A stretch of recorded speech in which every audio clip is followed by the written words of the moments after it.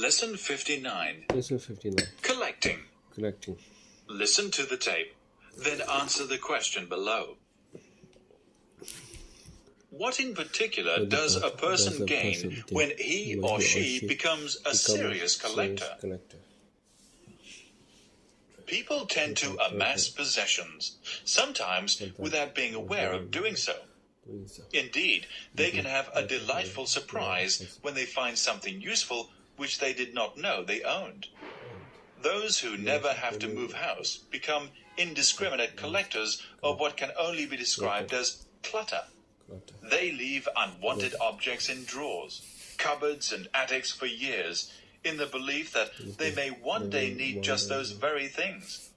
As they grow old, people also accumulate belongings for two other reasons: lack of physical and mental energy, both of which are essential in turning out and throwing away, and sentiment.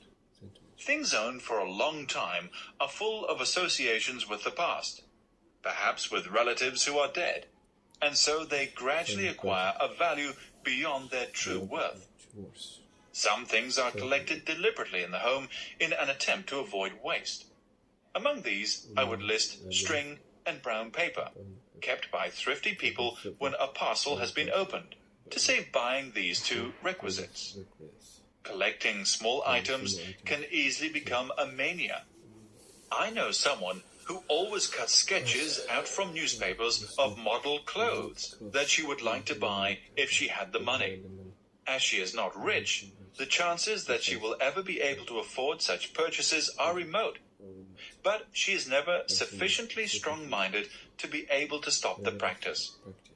It is a harmless habit, but it litters up her desk to such an extent that every time she opens it, loose bits of paper fall out in every direction.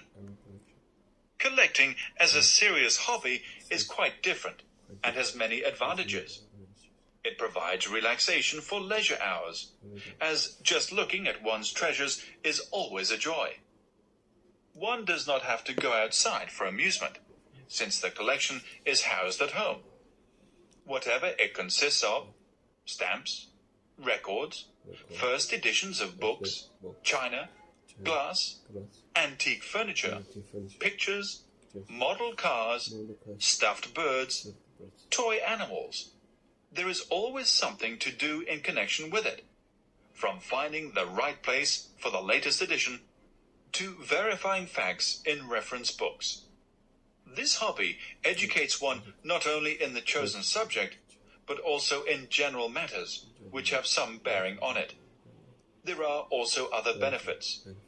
One wants to meet like-minded collectors, to get advice, to compare notes, to exchange articles, to show off the latest find. So one's circle of friends grows. Soon the hobby leads to travel, perhaps to a meeting in another town, possibly a trip abroad in search of a rare specimen. For collectors are not confined to any one country.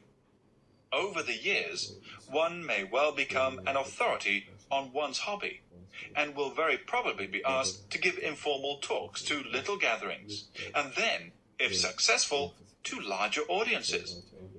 In this way, self-confidence grows, first from mastering a subject, then from being able to talk about it.